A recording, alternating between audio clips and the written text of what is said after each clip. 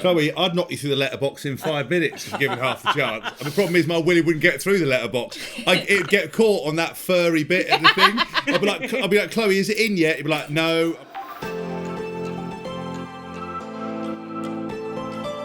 Hello, everybody, and welcome to Couples Quarantine episode 14, I think it is. 14.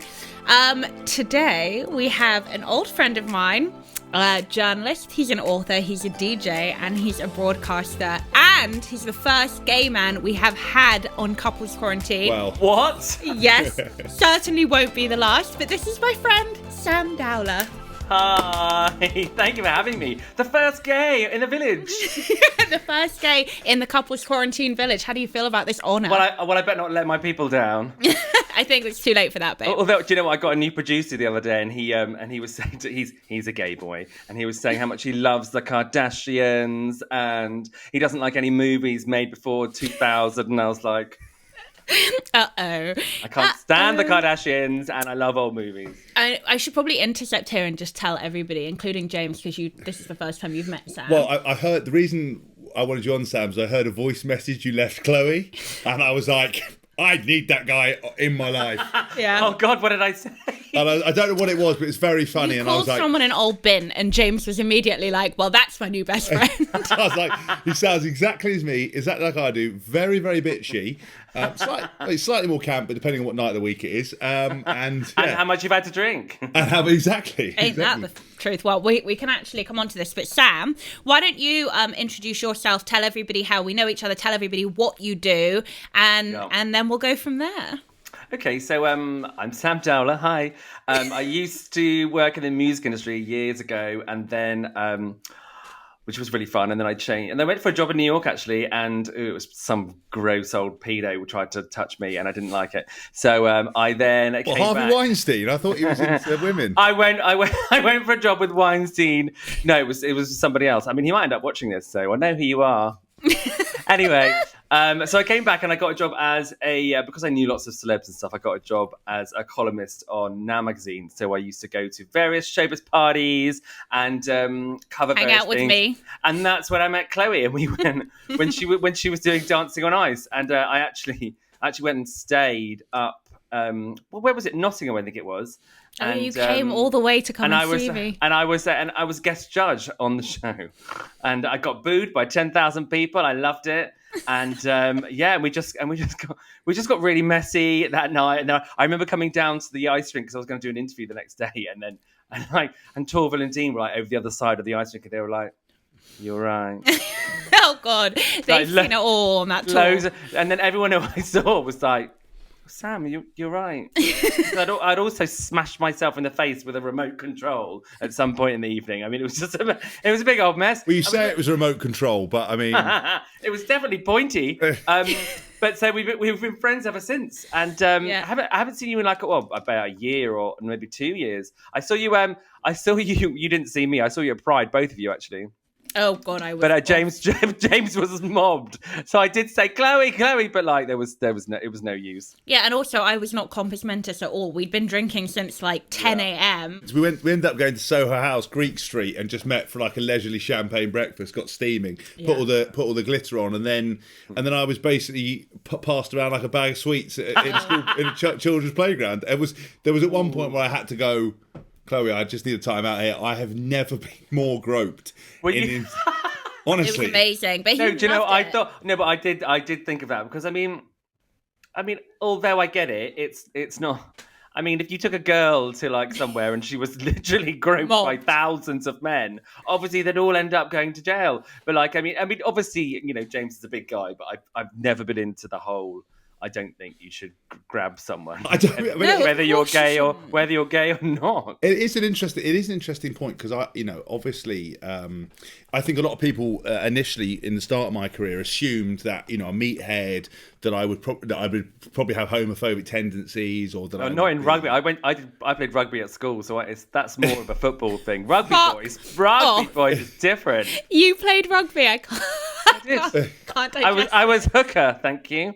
Of course you are, babe. Of course. Anyway, carry on, James. Yeah, no, and I thought there'd be some, some potential stereotype here, but I've talked many times and why we wanted to have you on the show about, for me, sexuality isn't, yes, there is black and white levels, but actually it's, it's a very grey area and there's lots of different avenues and things about it. And I don't think anyone should be defined by their sexuality. It plays no relevance. You're either a good person or a bad person. Yeah. It doesn't matter what, what floats your boat. But I have to say that, I always have done lots of things at Pride. I was, very lucky to be on the front page of Attitude and Gay Times and stuff. So, and I whenever I need a pep up, I just bowl down Old Compton Street, and women wouldn't piss on me if I'm on fire, but the lads on Old Compton Street. Why do you keep saying that? Like, there are men and women alike are attracted to you, babe. Not on Old Compton Street. I come out of there and I'm like, bam. Honestly, I'm not. I've still got it, but I will say it's because the gays go like this. Yeah, they have no shame carving. I love it. I, for that period of time, feel like what it must be like every woman in the world for that one particular time where, like, men are so unsubtle, and men are unsubtle when they do it to women, but men on men being unsubtle, it's like that. But you like it though. I feel like you say it's like the ultimate compliment. I love when it. Gay men I love it. Yeah, I find it so complimentary. Oh yeah, well of course. I mean, like loads. So I've been talking to. I've done a few interviews over lockdown. I interviewed a few people that do OnlyFans, and so I interviewed Kieran Hayler, Katie Price's ex. I interviewed him at some point. I mean, he's not making as much money as some of the other ones, but he was saying how. I mean, one guy interviewed in America was making $100,000 a month. What do they do on OnlyFans? They like just have a wank in front of you. Gets his arsehole out, has a wank, shoves dildos up his arse. Oh I did feel a bit weird about interviewing him when I'd seen objects go up his arsehole. What? But you say this for $100,000? For research or enjoyment? For $100,000. What does someone have to do for that?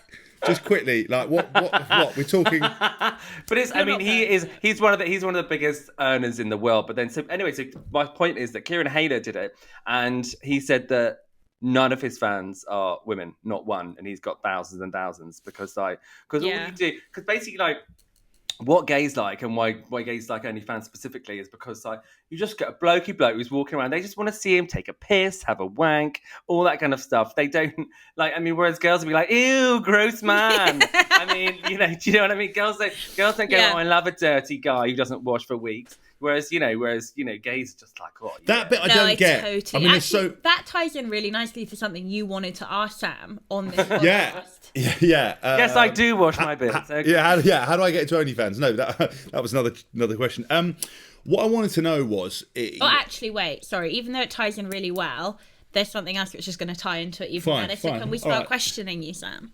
Please, question away. Okay, so I read in one of your recent articles, I think it was in the Times, I'm not sure, that you have a new man.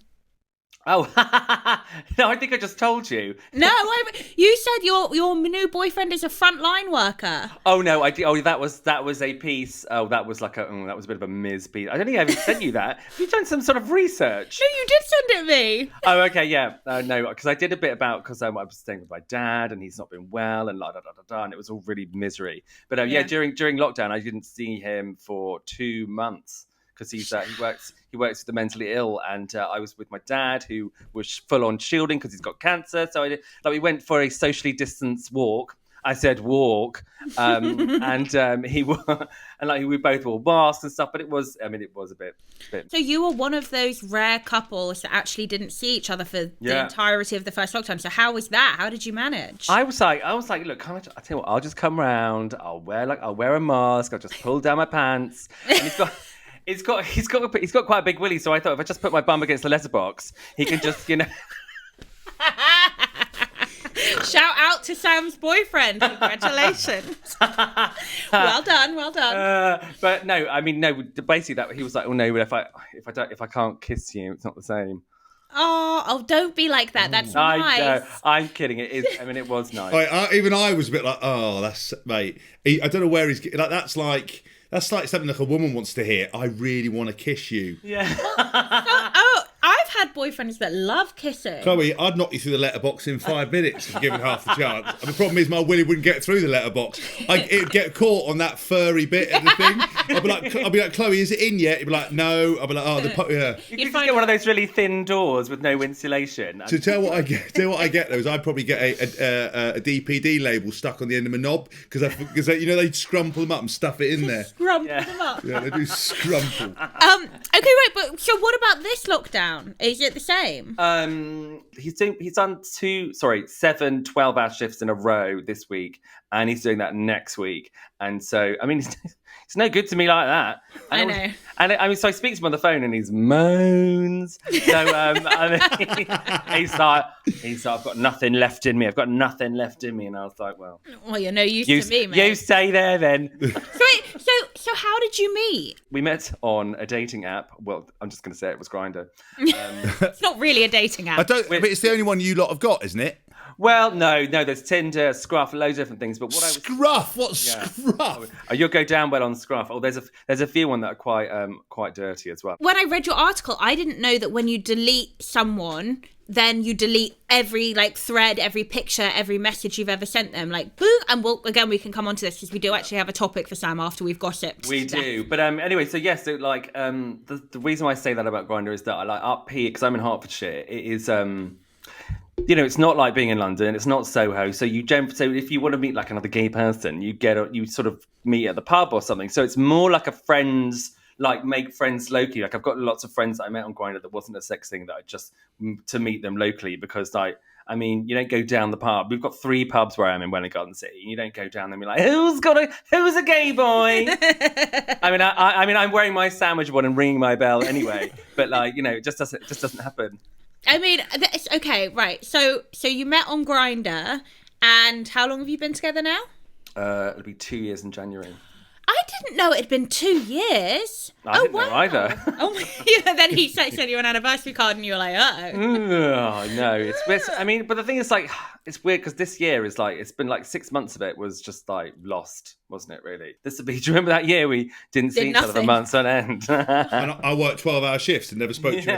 And all we wanted was a knob through a letterbox and I wanted a kiss. That's the one, see? So obviously, one of the things that Chloe was talking about in your article, which was really interesting, and why we wanted to get you on here is we predominantly get messages from single men, single women, couples. We obviously have talked about lots of topics, but we can't really talk from a point of authority for gay men or transgender people or whatever it might be, or lesbians in that fact. But in this article, you talked about the fact that there was lots and lots of seemingly married and happily married men, but who were appearing on Grindr.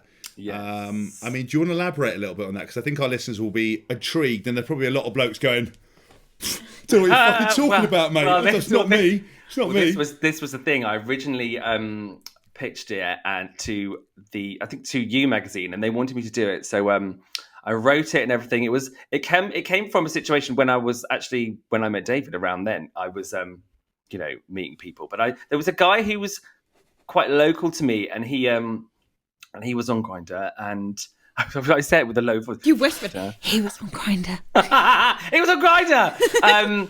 Anyway, and I went around. I didn't really know what he looked like or anything like that. But it's just the way he spoke, and I knew it wasn't like a sex thing. I wanted to meet him because I was just intrigued that he said he was married, and and I went anyway. So I went around his house, and this is where the idea for the piece came from.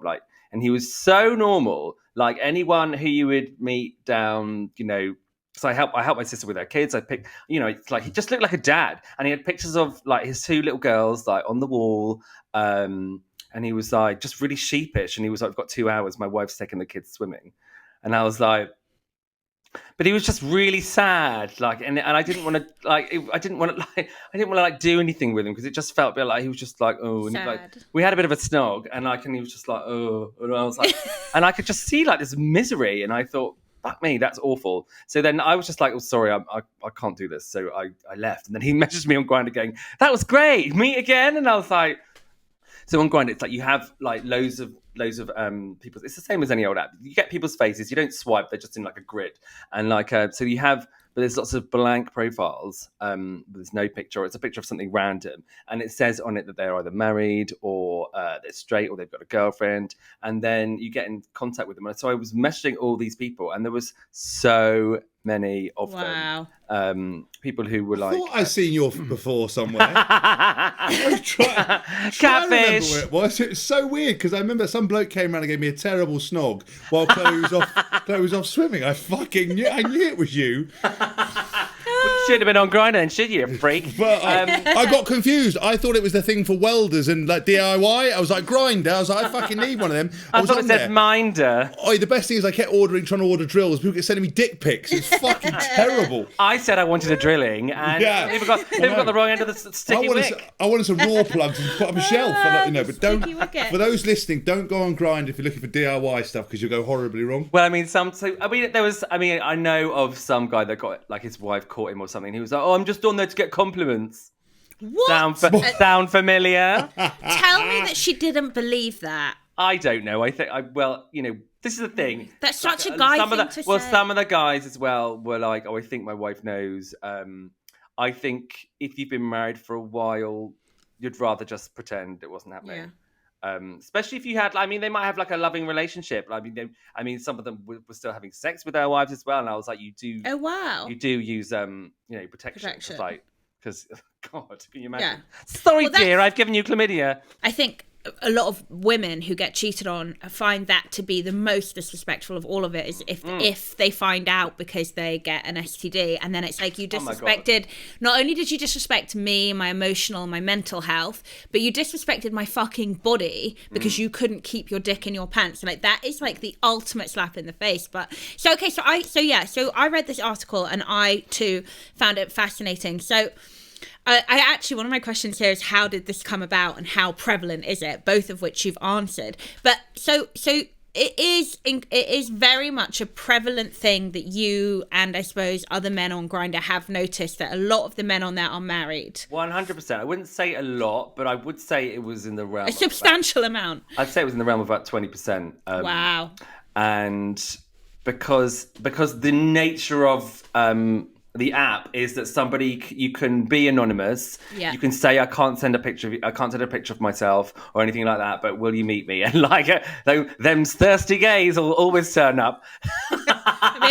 We all have our thirsty moments. Yeah, and they're like, and obviously so I remember somebody telling me once the difference between two gay men and a straight couple is or with women in general, it's like women, there's always a woman in a relationship to say, oh, no, I'm not into it tonight or something like that. But with men, it's just non-stop. So therefore, that's why you have these dark rooms and you have these massive sex clubs. You don't have big lesbian clubs where they're like, mash, in the corner. It's just because it's because there's, it's because it's men and there's nothing to stop them from going bonkers. Because this is exactly what. So I was one of the questions I wanted to ask you.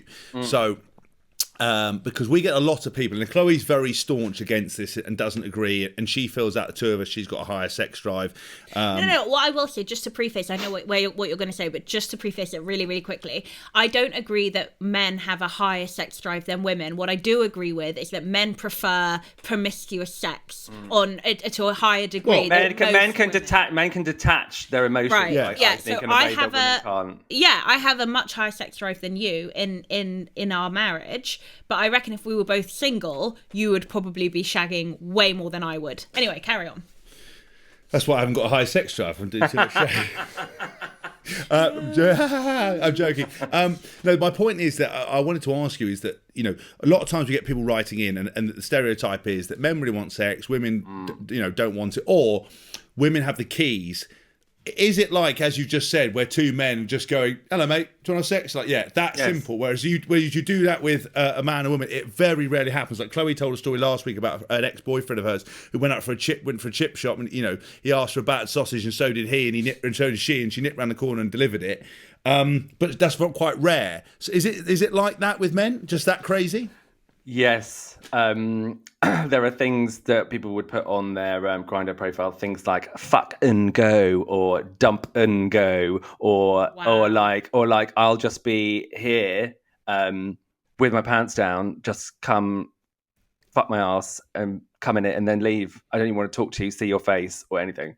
Wow. Close your mouth, James. Yeah. Oh God, he's not shocked. James is like, if I was a gay man, this would be me. No, I'm just because I'm very interested with that, because it is when all the boundaries and all the sort of when it's all stripped away and you don't, and it's like, like in a way it's just, if you're horny and that's what you wanted to do, you don't have to go to the pub for a pint, like you under that charade, just like, and then like, oh, I know we're just meeting because we're going to have sex later. That's what I mean. You just get rid of all of that. But that's what people and women, I'm not trying to be sexist here, but there is a lot of like, if I was a man and I was single, it's like, hi, how are you?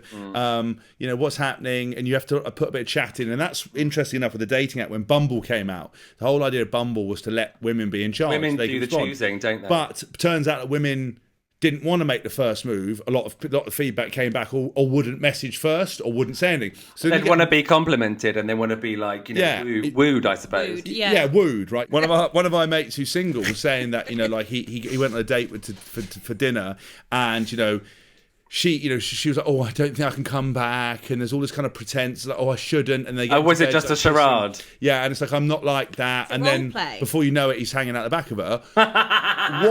But all that pretense, whereas you're basically saying that if I was single, or Chloe was single in an alternate universe, I would literally go, do you want to fuck? You're like, yep. Or no. Well, this is the thing. There's a lot of cutting out the middleman, and there's obviously. I'm not saying that like there's obviously a lot, and the majority of people would be like, I'm not just here for sex. I want to meet someone. I want to go for dates. Blah blah blah blah. But especially, if these married guys, they're not there for a relationship. They're there because they have this need that they need to get rid of, basically. Yeah. They don't want it. Like, if they could erase that part of them, they would, because they've tried so hard for however many years to do so to begin with. So it just needs to, like, basically one guy told me that it just sort of builds up in him, like, and he forgets about it, and then it gets too much. After a couple of months, he downloads Grindr again, gets on it, gets his rocks off, deletes it again, and he forgets about it for another 2 months. And I think that's a very universal truth for anybody. And I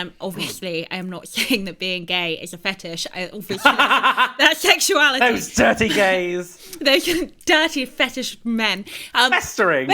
Ultimately, your sexual kind of desire ultimately is going to get the better of you, and it's actually more about learning how to manage that in your day-to-day life and kind of have a balance. So one of the things I really wanted to ask you is, why do you think that there are so many adult gay men who are not only still in the closet but also married and or with kids? Well, the thing is, I think there was an age group of the people that I spoke to. Like, I think there was a guy in his 60s. I think one guy maybe like in like early 70s, and the rest of them were like 40s and 50s. And because I think obviously nowadays, I think basically like I'm 40, and when I was it wasn't amazing when I was like 18, 19, and I felt the pressure of like, oh, I should try and have a girlfriend, blah blah blah blah blah. But I think nowadays a lot of the time they don't even feel that pressure, so that's a lot of that is taken off. So especially one thing I did work, because it was quite a long piece that I wrote. It ended up in the Times because the head honchos at the Mail on Sunday were like, "Oh, it's too much." Of course they were. And also the title of the piece was "Is your husband on Grindr?" And I wanted like people to be sat there reading their Mail on Sunday, like in bed, like just going.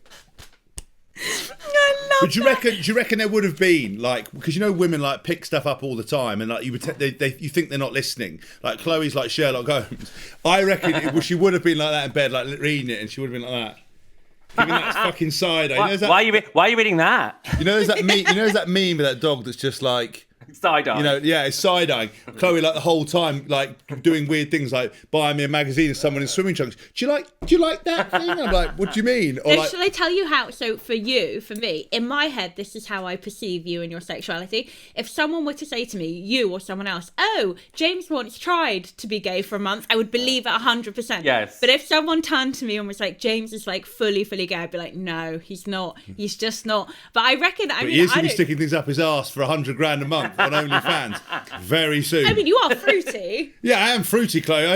I'm up 100 grand fruity at this rate. Well, this is the thing. They're not. I mean, like a lot of these people on. I mean, we're digressing again, but like a lot of people on these OnlyFans, they're completely straight, happy with their sexuality, etc., etc., etc. But like, they'll just wank off and they'll shove something up. And like, the more you engage, if you shove something up your ass, that doesn't make you gay. So why not? Oh god, that's what we talked about last episode. We're saying, but a lot of simple-minded people. We'll come on to this once you've answered Chloe's question. But there are a lot of simple-minded people who are like, oh, put something up your ass, you're gay. It's completely gay, mate. That's ridiculous. Gay, mate. Gay, mate. They obviously haven't tried it. Yeah. Ain't that the truth? And I'll tell you now, every man that has tried it, gay or straight, likes it. So what have you said about? So you said it was in the Sunday Times and they ended up. Oh right, yeah. So the Mail on Sunday. I think they got the willies about it, and it was ironically, and they thought it was a bit much for their audience. So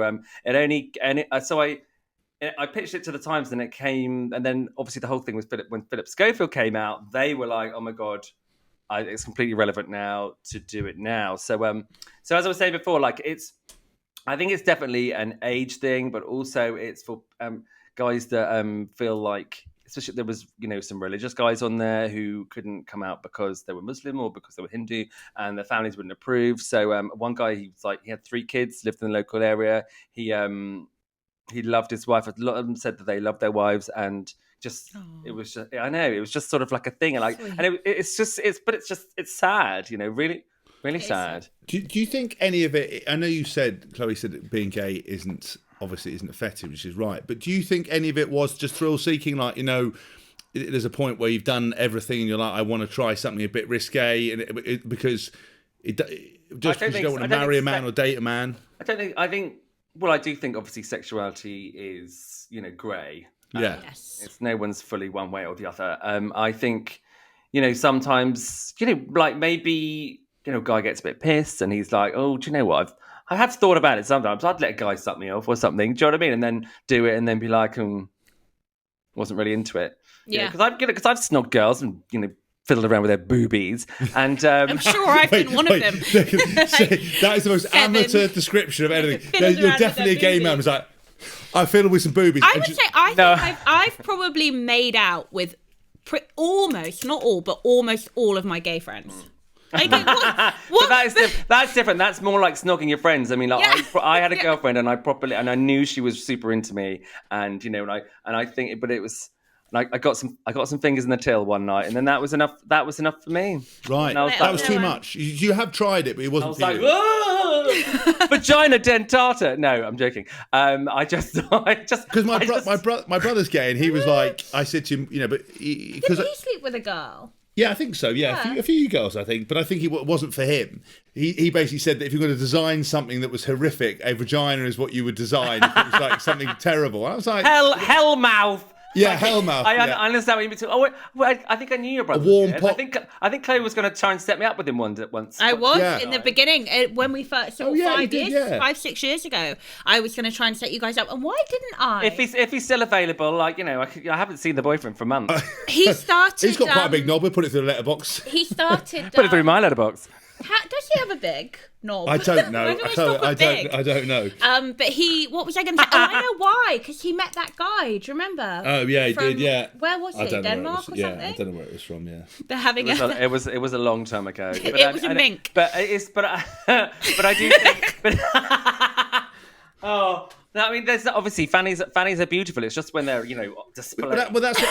They're beautiful when they're hidden. It's just a bit like Predator. No, but that's what. No, but the thing with it is gay men say that though. Is that I look at a fanny, I think, oh, that's lovely. That's the best. I want to stick it in it, right? Yeah. And then not every fanny, obviously not every fanny. But then you look at a willy and you're like, well, And they all look gross. They all look gross. But what I mean is, it's just interesting to be wired to the point where you'll look at a willy and go, God, I want a little bit of that, and then and you look at a fan, you're like, oh, that's hellmouth. Well, that's the thing. The way I think it's always in the back of your mind. Do you know what I mean? It's like if you're in the closet, whatever, like must be you know who you are because of what you think about when you have a wank. Do you know what I mean? Well, hang on. This is a very grey area. I am a straight girl, but I can say, hand on heart, I've seen photos or, porn with penises and been like, ugh, rank. Same. I've seen photos or porn of penises and been like, oh, I like that. I like the look of that one. And same Depends on the penis. Yeah, but same goes for vaginas. I've seen, vaginas and been like, oh no, that doesn't do anything for me. That's awful. Take it away now. And you've seen someone think, I want a munch. I've seen one recently actually on a porn clip that I watched. I'm not saying that it was a porn clip I was shown, FYI, but I do like whatever. It's fine. Right, yeah. Anyway, and I was like, wow, her vagina's amazing. Yeah. Like, sorry, but but did you think it was beautiful? Both. As in beautiful, like, but did you want to like, No, I didn't want to get into it. Well, that's the difference. You can appreciate how beautiful it is. If you fine. Don't want to by having a gay person on here that we might like upgrade our uses of language and terminology, and that we were going to like get ourselves out of the dark ages. Have the wrong person. Fiddle with boobies, a nice fanny hanging out the back of a letterbox. I'm the only sensible one on this evening's podcast. I mean, I highly doubt that. Okay, got what? Well, no, because I was asking about that. So you think it? You said while they might be trying something, because for example, Chloe always tells me that some of the biggest you porn things that have been sort of Googled are fat women, transgender porn. Transgender is the number one straight man watched porn. Yeah. So yeah. So the interest that's what I'm interested with it is whether these guys are genuinely gay and aren't able to come out, like you said, for religion and everything else like that, or it's they fetishize it so much that they want to do it, and as soon as they come, they're like, actually, this isn't for me. Delete it, get away from it, and then go again. Because that sounds like a fetish. Quite possibly. And it's sort of like when you see like one of the oven rings is red, and you're like, don't touch it, but you're like, oh. yeah. Who does that? There's sort of like, no, I don't know, crazy people. Well, I've actually got a burn on my arm. It wasn't from that. It was from cooking sausages, and that's not a euphemism. Ironic. So I think. Yeah, mate, but the thing is, because obviously sexuality is such a grey area, sometimes people think, I'm just going to give it a try, and then decide they don't like it. And then because it's so fluid now, you're allowed to. This is why I think what we're saying before about it's an age thing. Like, obviously there's a whole broad spectrum now with young people, whatever, when, you can be non-binary, etc. You can decide who you are and who you want to sleep with. So you can like, there's no holds barred, but it's just they can be who they want to be, so therefore they don't necessarily feel like they have to fit into a pigeonhole. So anything goes nowadays. So I just think it's much better for everybody's mental health to feel like they're not trapped. Did you come up with any conclusions from the piece in terms of how to maybe perhaps liberate these men? Did people reach out to you, say, oh my God, I'm struggling anonymously? What was the response to it? A couple of people messaged me on Facebook and were like, oh, thank you for writing that. I'm in the same position. But it's a case of sometimes it's too far. Like this was a thing with Phil. I mean, we don't know, whether he came out on his own or whether he was pushed, but it was all to do with just like timing and do you really want to throw your life into disarray? I mean, if you're in your 60s and you like one guy that I spoke to, his kids had left home, and he had grandkids and stuff. So it was like, what is the point in rocking the boat now? I mean, he wasn't miserable. He was okay. It just I think the difference is if you are like that and you feel like you wish you had a relationship with a man, and because a lot of these people wouldn't even consider having like a loving relationship with a man. It's just like sex and then get rid. Okay, so I wanted my last question with you on Is Your Husband on Grindr? I renamed it back to the original because I much preferred the original title. Are there any warning signs for either gay men to look out for, that someone that they're shagging or dating is actually married, or married women to look out for, that their husband might in fact be gay? I think you're more likely if you were like shagging a guy, you're more likely to know that he was married, and it's up to you whether you want to carry on with that. Because you could have like a regular person, they're married, and their wife doesn't know, and then it gets all very confusing. Yeah. But I think I think the gay person in that situation would be the one in the know. Then you've got the straight guy who's like, and unfortunately, it feels like the wife or the woman in the situation is the last to know. Yeah. And I wouldn't say she was a loser. I would say, it depends. As I said, sometimes I think they would have an inkling and they just didn't want to know. Yes. But I think a lot of the time they definitely would want to know. And also, I think my sister said this. She would rather her husband cheated on her with a man than with another woman.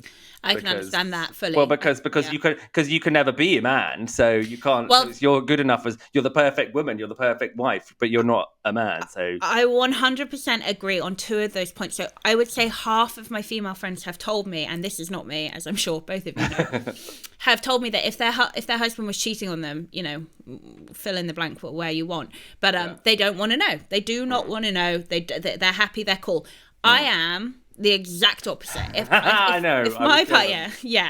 If my partner is cheating on me, I want to fucking know about it. I want to have a conversation. I want to figure it out. Right? I'd get some garden shears and say, let's do the letterbox thing. Even when she says it, it's not like I'd like to have conversations. I want to have a conversation.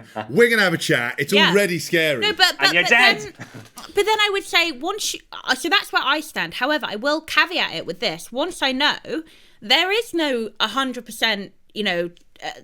Set in stone answer that I would go with. There's no that I can think of situations where if you cheated on me, I would probably leave, but even then I can't say definitely. And I can think of situations where if you cheated on me, I might not leave. And I think it's completely a woman's prerogative as to how she handles it. But I do, obviously I agree with you. I think it's so sad because ultimately it's a life that lacks authenticity, and I don't know how much authentic joy you can get in a life that doesn't have authenticity as its foundation. Does that make sense? No, I agree with you. I mean, especially if it's because I think one of these guys I spoke to, he'd only gotten married like a year or two before, and I was like, didn't you feel like it was the wrong thing to do, or like?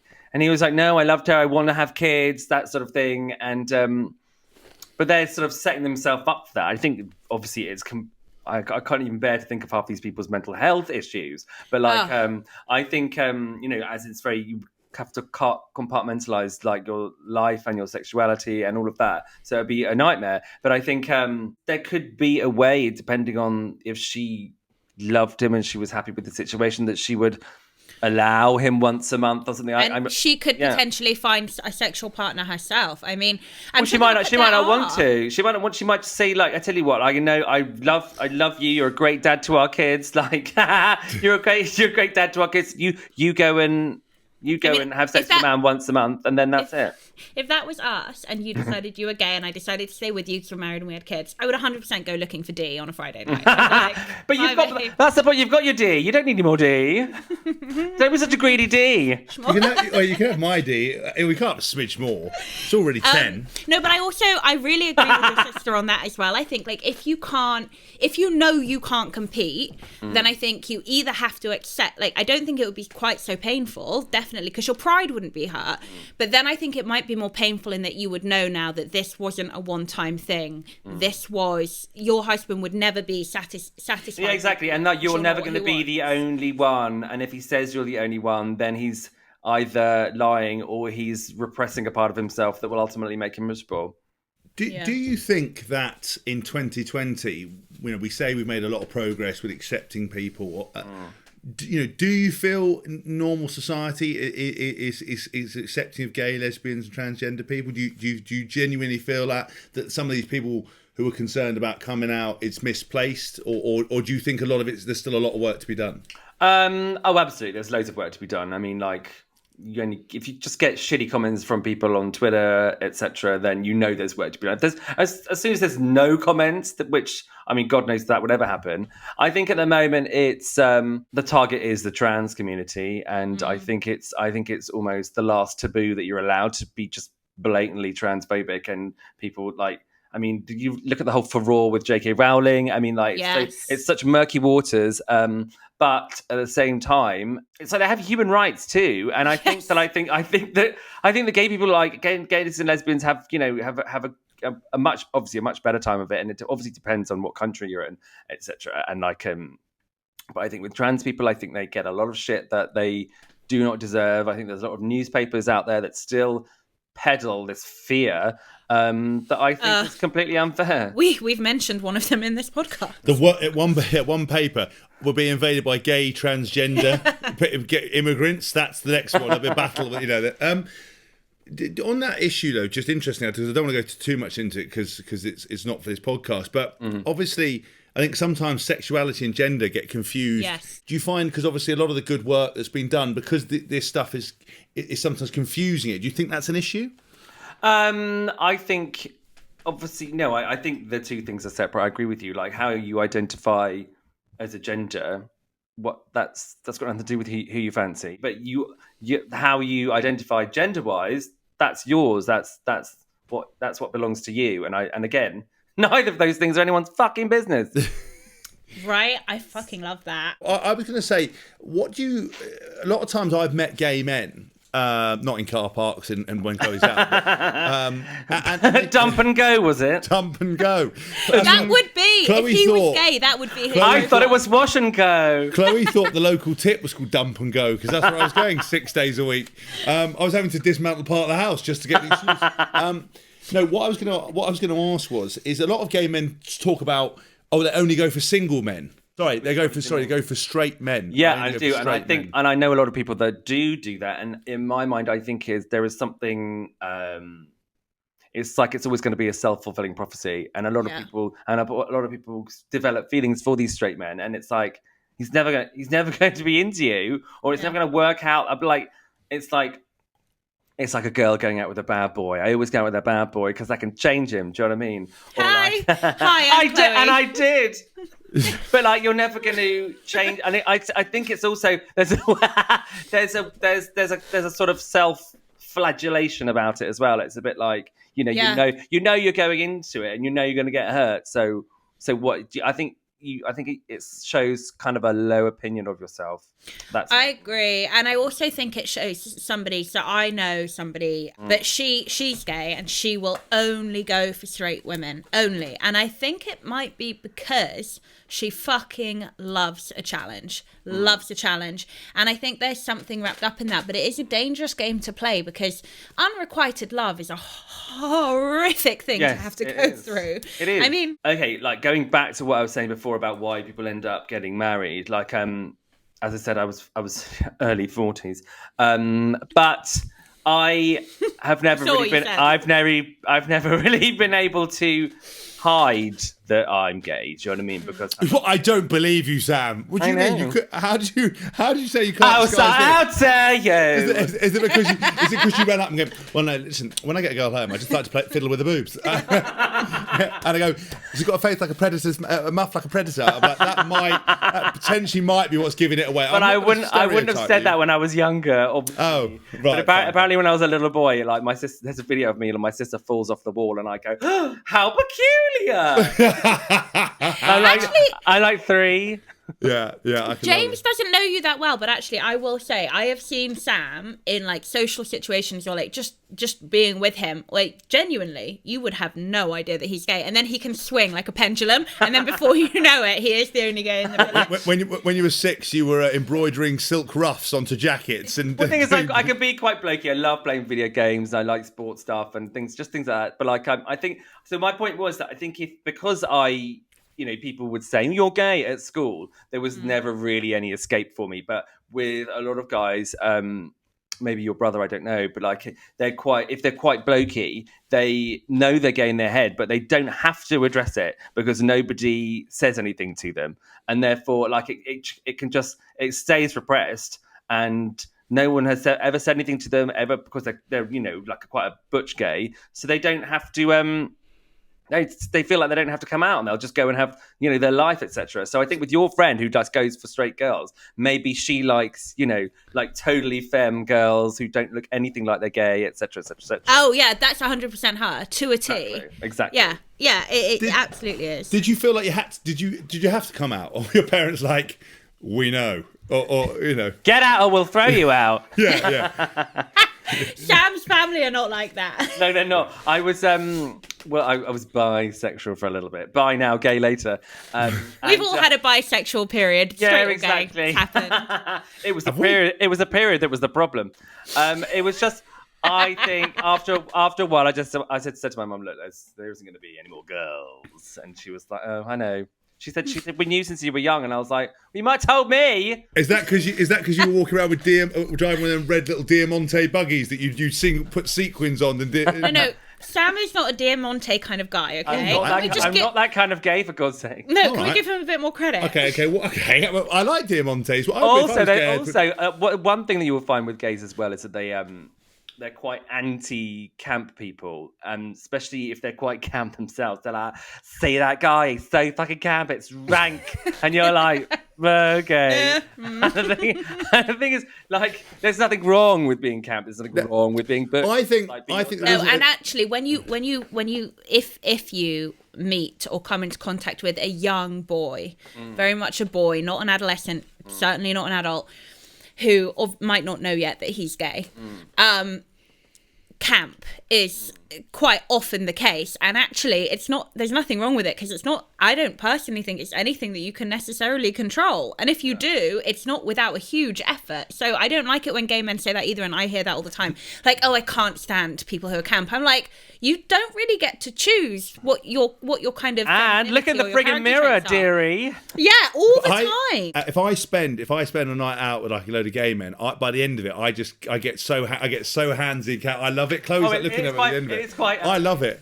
It does rub off on you quite a lot. Yeah. You did have one bad experience in Soho once, though. Do you remember? Somebody propositioned you, or like kind of semi, no pun intended, assaulted you. And you were like, oh my God, that was horrific. Like, now I know how women feel. Yeah, no, because I was on that Pride thing, what we talked about at the top of the show. I was getting groped all the time, like grabbing my will in my arse and stuff. And I was like, oh, look, I don't mind. It's quite funny. But after like the 9th or 10th funny to time, begin with. But there was two things. Some of the state of the men that were coming on to me, I was like, fuck me. Even if I was gay, I ain't banging you. You're horrible, right? So I was disappointed in that. So my ego was dented. No, but there was one guy that I was standing in the queue trying to go to the toilet, and he kept grabbing my arse, and I kept turning around and said, listen. And the problem is, because I'm quite big, I don't want to be. Sexuality is not. I don't care about it. But there's boundaries, and I was like, I didn't want to. You don't want to be like, no, because that's what I mean. It's aggressive. I didn't want to reprimand him, but by like the 5th time, I was like, please, I'm not gay, and he was like, Kiwi, and I was like, mate, please, could you not? And like, I tried to go into the toilet, he tried to push me into the toilet with him. I was like, I don't. And what I had to do is say, listen, this is not for me, and I had to just leave. And I just want to say, for anybody listening to this, that is not a normal thing that happens. Like, no. But the thing is, I've been at a party and somebody did that with me, and he kept doing it, and I was just like, honestly, you do it one more time, I'm going to punch you in the face. Yeah. And he did it, and I punched him in the face. But the thing is, for me, I'm sure it didn't really hurt that much, but I didn't find. But I just didn't feel like I was empowered to be able to do anything without just being, because I didn't. Plus, you have a profile, so you don't. You like, James Haskell hits gay man. That's what I mean. I just didn't. I think homo bash. Yeah, homo bash. The gay community know that they have a supporter in you. Yeah, no one would have been upset. Of course. What we're coming towards the end of it, but there are a couple of questions I wanted to ask you. Was, so you've talked about the fact that you can have sex whenever you want, essentially being a gay man. That it's very open. Sort of the middleman's been taken away. Does that make having a gay relationship more difficult? And do you find it being faithful more challenging than, say, single people do? My sister's asked that before. It's like, and my dad's asked that before. It's like, it's no different to straight people. If you both want to be in something. I mean, the thing is, like, I have some friends who have open relationships, but obviously this has to be like, and again, you can have a male to female open relationship. That's fine. And so I think it's just human nature. It's just down to the people. I mean, that that sort of thing wouldn't be for me at all. I would fucking hate it. Same. Yeah, that's completely right. That's a very individual thing. I've got loads of gay and straight friends that are both in open relationships and monogamous relationship. It's got nothing to do with your sexuality, and it's actually got everything to do with your personal preference of a relationship. The only difference, what you were saying, is that you can have sex whenever you want. Yes, it is easier because you've got the whole no female saying no thing. That is the only difference. It's like, and the whole like, because I don't, women wouldn't do dump and go. I mean, I've seen a few dogging videos. Sometimes maybe some of them would be, but terrible ladies. No, not for me at all. And I'm really like pro sex, but no. No. Yeah, I mean, I had a shocker the other day. I had to stop eating some food, and I pulled into one of those lay-bys, and I accidentally turned on the lights, opened things. Someone came wanking through the window. And I was trying to eat a Big Mac. Honestly, you're joking. Yeah, of course I'm joking. For fuck's sake. Or am I? I never wanked in my window. You know who you are. You made that really convincing story. Of course I did. One last question to kind of finish on. You said at the top of the show about some of the weird sort of things that the gay men are into. Is there anything that you just think you can't understand? Because the bit about not washing, I spoke to my brother about this, and he's not into this, but the whole kind of, body odor thing and the not washing thing. I don't mind body odor on a man. If I fancy them, it's not a turn on. There are some things that I do not understand. Like there's like a little there's like a bit metal thing that guys stick down their urethra. Sounding, it's called. Yes, that. No, I don't understand that. Fisting, not really. I don't really get that. I would like to be able to go for a shit again. Yeah, not just have to wear a nappy. And things to do like anything like electric, like zzz, I don't get that either. I mean, just things that go a bit too dark, because there's blood play and stuff that people do. Right. Yeah, but that's not just. Can I also just say this is not all just? That's just not. That's across the board. I mean, yeah, I've heard some stories from really tame sex parties, like Torture Garden, right, which is considered to be. Yeah, a friend of mine runs it. Right. Okay. So it's considered to be a tamer sex party in the grand scheme of things, and I've had some friends go and tell me things, and I'm like, that's not tame. Like that's way across the line that 99.9% of people are behind. And but that like a lot of people have some weird shit going on. They do, and the thing is, it is personal preference, and the problem is like you were saying, James, like I think this is often the case with maybe like, rock superstars, for example, who can have anything on a plate and they end up like, pushing themselves.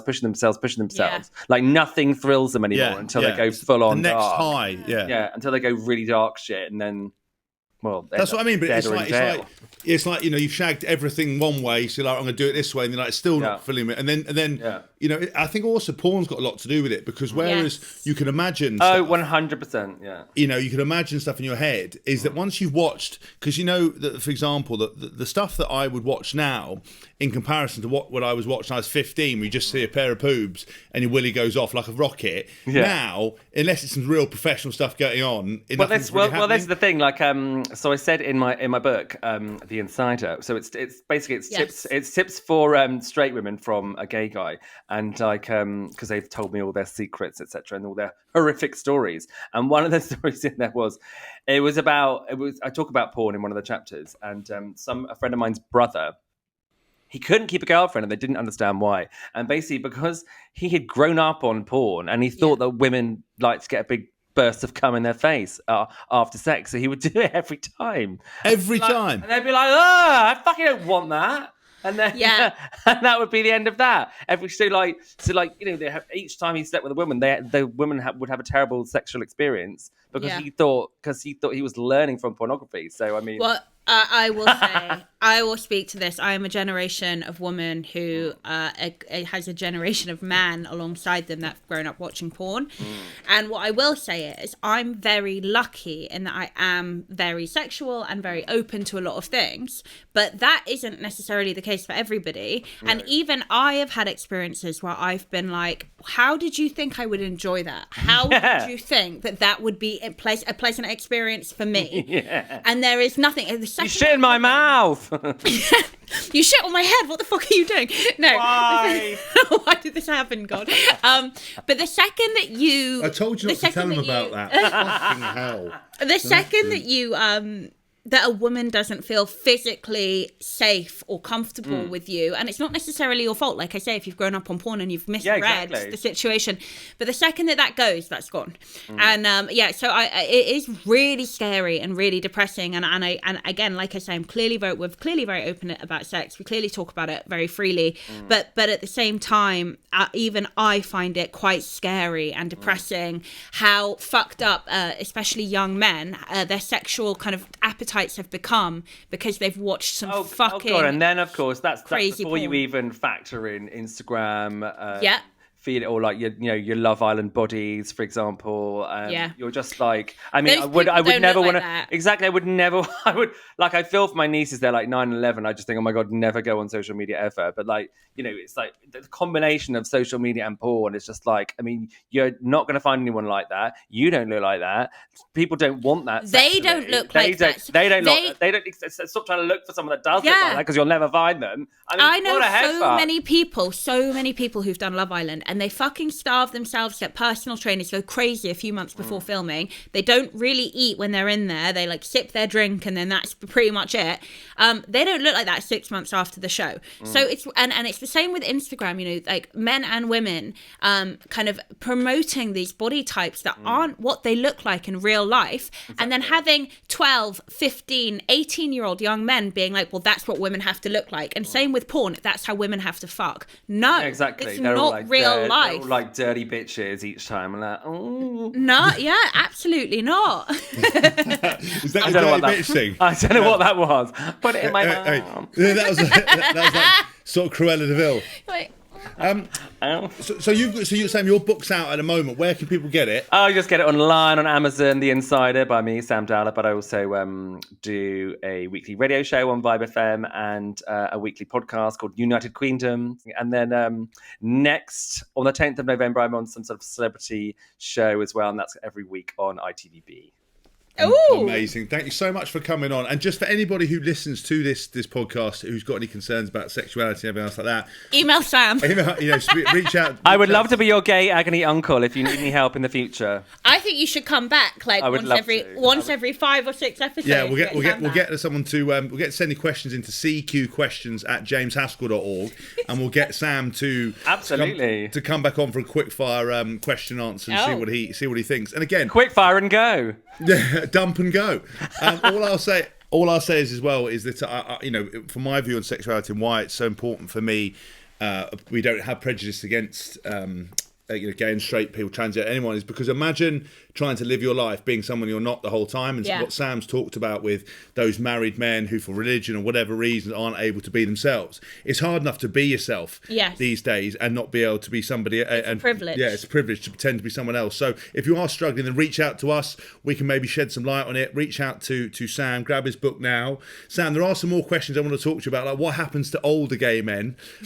Because I spoke to my brother. Put out to pasture. That apparently you just become gentlemen who share. Glue. You open up a tea cake shop in Brighton. But apparently it's something that is like a topic that isn't talked about. That basically I'd love to talk about that. Actually. Well, that's what I want to know, because apparently it's the biggest fear of. But we'll get you back on to talk about that. Sam's a real journalist. So like he's had these conversations, he's written these articles, he's asked these questions. So we do need to get him back. We will get you back on. Sam, you're brilliant. Thank you so much. Thank you.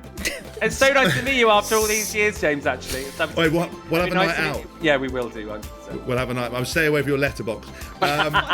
Find you guys round a dark corner. Yeah, Chloe, I just tried it for the first time. I've been thinking about it for a while. Yeah, exactly. I just want to try it. He said, never try it, never know. Anyway, this is Couples Quarantine. That was episode 14, I think. Please share, please subscribe. We're available on YouTube as well. Obviously, a podcast on all wherever you get your podcast from. I'm James Haskell. I'm Chloe Maidley. That was Sam Dowler. We love you.